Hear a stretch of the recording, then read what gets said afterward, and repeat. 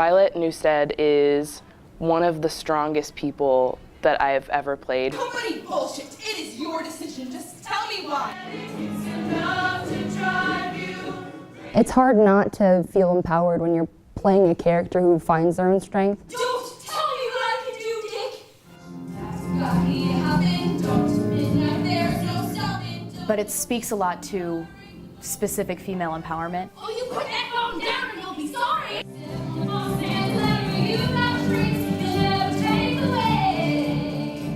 She's always going around, like hiding and sneaking around, trying to see who's doing what and if they're doing anything wrong. It's based around this sexist, egotistical, lying, hypocritical boss. Who's me? You sure you don't need any help with that?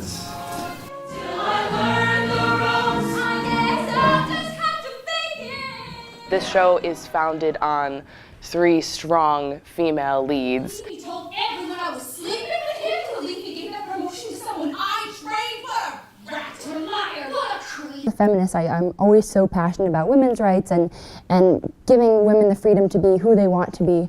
And I've always found that I've extended that to other women, but never myself. And so then when I was in 9 to 5, it kind of taught me to like extend the feminism that I am so strong, that I advocate for so strongly to myself and kind of find my own self-worth. I'm tired of men like you who make me feel less than I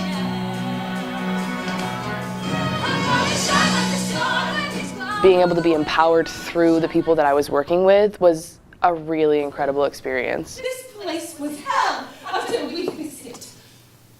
We all do the work of keeping things running around here as best we can, Mr. Tinsworthy, not him. He plays golf and drinks scotch and takes the credit. And why? Because he's the guy. Having to go back in time and trying to think, okay, this is what it was like in the 80s. You know, this is how women were treated, they were objectified, and that's what you need to play.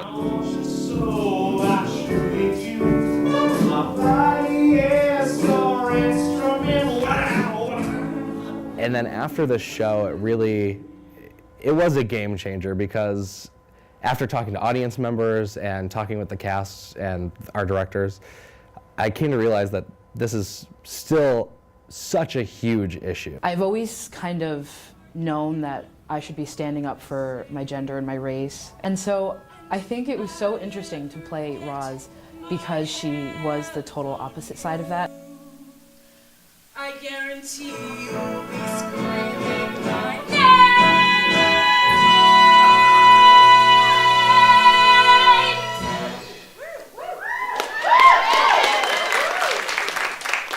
Heart to heart, eye to eye, lip to lip, hip to thigh, tip to toe. I don't know what to do. These lines just made me so angry, and I used that passion in those lines to make it sound like I was for it, but I think if anything, it just made me want to work harder and fight more for what I want. The musical obviously has a lot of like funny elements to it. It's a comedy, and it's like one of the most interesting factors is how you can incorporate that comedy in such an intense theme.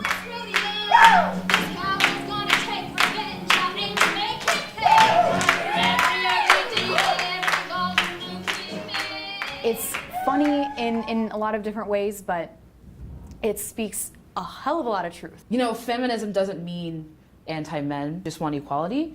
And so I think that having, you know, Joe and Dwayne be on the sides of the women. You're my girl. I really felt like some kind of a voice was being heard. We're not against men, we're against men who think less of us. So if people liked the show, they should just kind of think about how they treat the women in their lives and take that with them. I don't think that 9 to 5 has to stop because the run ended of the show. I think you take it with you.